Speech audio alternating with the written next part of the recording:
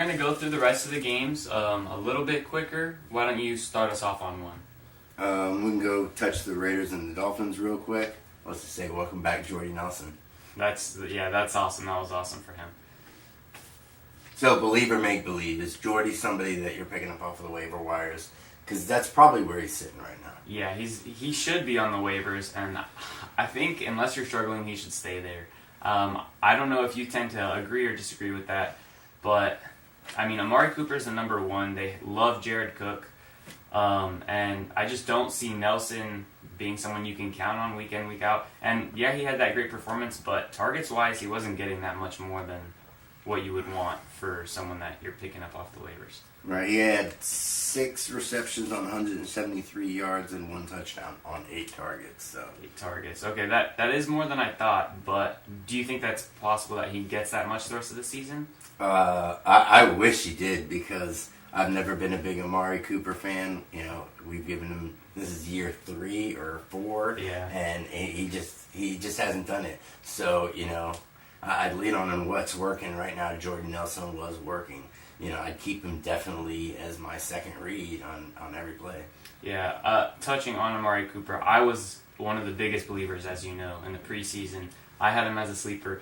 I'm not feeling that great about it now. I still think it's a possibility. The thing is, you know, they played the Rams. The Rams cover the receivers like crazy. And so that game was all Jared Cook, which you did benefit from. So nice on the Jared Cook grab.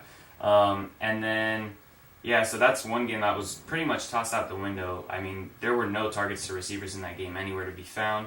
The Dolphins game, Xavier Howard is coming up as a lockdown corner. He was shadowing Amari Cooper the whole time. So Amari Cooper's frustrating because he only throws, Carr only throws to Cooper when he has the good matchups. So you got to play Cooper with matchups, but I think he will end up finishing in a pretty decent spot for the year, but a little less than I first projected. He still needs to earn a little more of that trust. All right, so let's talk about Martin and Marshawn. So they played Martin. He had about 9 carries for 43 yards. Really? Yeah. Wow. And Lynch had 19 carries for 64 yards and a touchdown. Do you think that Martin will continue to eat into Marshawn Lynch's play?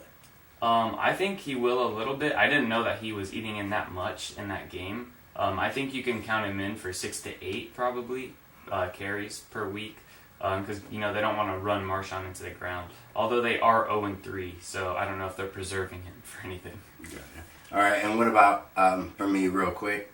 All Miami running backs, I just don't want to touch any. I don't like Miami at all. Or their wide receivers. Yeah, their wide receivers. It's a new target, a new receiver that gets the most targets every single week. I'm not going to play that game. I'm just not a fan of Miami at all. Is there anybody on that team that you want to own? There is nobody on that team that I want to own except for Tannehill on streaming. If you're a quarterback streamer, which is definitely the way we prefer to go, especially if you're in like a 10-team league, 12-team league that's not like anything special, like a quarterback super flex or double quarterback, I think streaming is the way to go. So that would be the only time I touch Miami Dolphins.